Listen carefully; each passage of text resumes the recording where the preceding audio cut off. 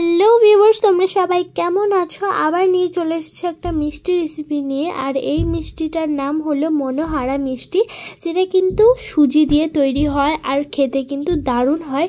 তো চলো ঝটপট জেনে নেওয়া যাক যে এই মিষ্টিটা বানানোর জন্য কি কি উপকরণ লাগছে।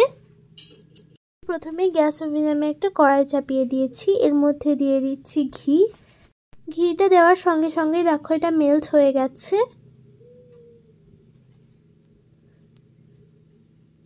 এরপর আমি এটাকে নেড়ে নিচ্ছি, এটাকে পুরোপুরি মেল্ট করে নিতে হবে।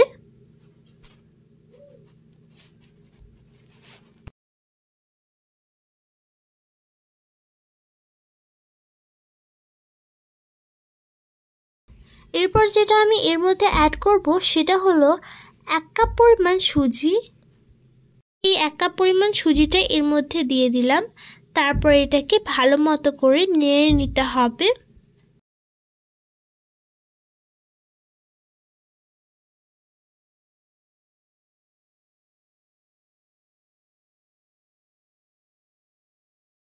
কিছুক্ষণ নাড়ার পর আমি এর মধ্যে দিয়ে দিচ্ছি জল।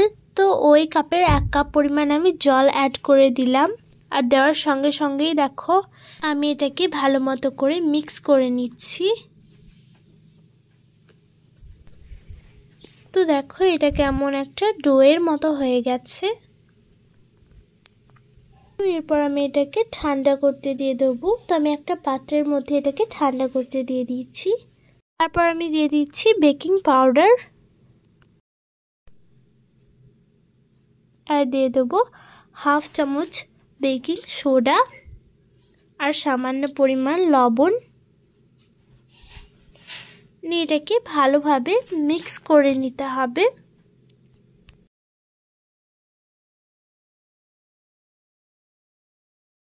এটাকে গরম অবস্থায় ভালোভাবে মিক্স করে নিতে হবে। তো দেখো এটা এবার একটা ডোয়ে পরিণত হয়ে গেছে। এরপর আমি এটাকে গোল করে বেলে নিচ্ছি। তারপর আমি এটাকে এরকমভাবে কেটে নেব। তোমরা চাইলে অন্যরকমভাবেও কেটে নিতে পারো। এরপর গ্যাস ওভেনে আমি একটা কড়াই চাপিয়ে দিয়েছি, এর মধ্যে দিয়ে দিয়েছি তেল। তারপর আমি এই যে মিষ্টিটা আছে না, সেটাকে আমি ছেড়ে দিয়েছি। আর দেখো দেওয়ার সঙ্গে সঙ্গেই কিন্তু এগুলো ফুটতে শুরু করেছে। এক এক করে কিন্তু সব মিষ্টিগুলোকেই ছেড়ে দিতে হবে।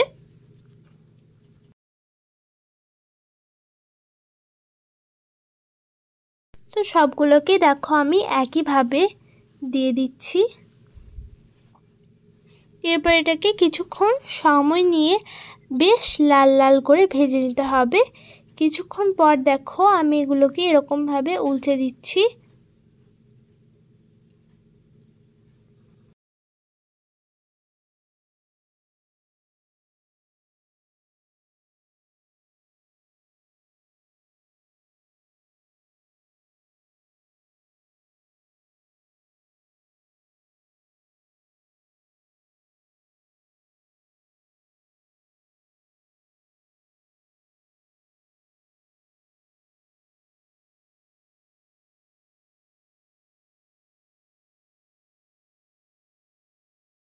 প্রায় আমি সবগুলোকেই ভেজে নিয়েছি আর উল্টে নিয়েছি। কিছুক্ষণ পর দেখো এগুলো এবার লাল হয়ে গেছে। এরপর আমি এগুলোকে তুলে নেব একটা পাত্রে।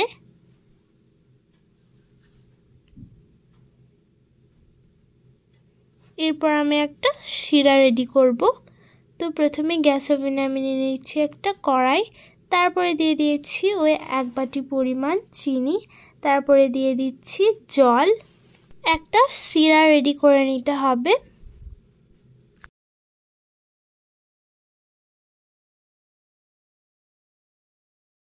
এরপর এটাকে ভালোভাবে মিক্স করে নেব, যাতে এই চিনিটা ভালোভাবে মেল্ট হয়ে যায়।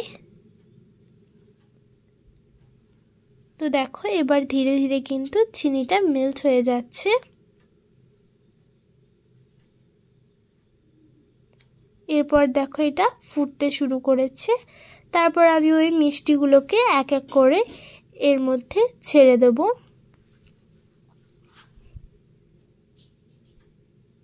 সব মিষ্টিগুলোকেই আমি কিন্তু সেমভাবে ছেড়ে দিয়েছি। এরপর এই শিরার মধ্যে এই মিষ্টিগুলোকে ভালোভাবে ডুবিয়ে দিতে হবে। তারপরে এটাকে আমি ঢাকা দিয়ে দেবো কিছুক্ষণের জন্য।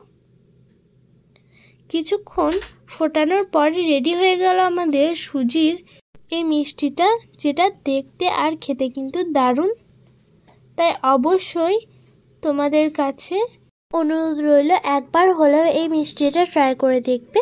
তো আজকের মতো বিদায় নিচ্ছি। ভালো থাকবে, সুস্থ থাকবে, আর পরের ভিডিওটার জন্য অপেক্ষা করবে। আর যারা যারা আমার চ্যানেলটাকে এখনো পর্যন্ত সাবস্ক্রাইব করেনি তারা অতি অবশ্যই আমার চ্যানেলটাকে সাবস্ক্রাইব করে যাবে।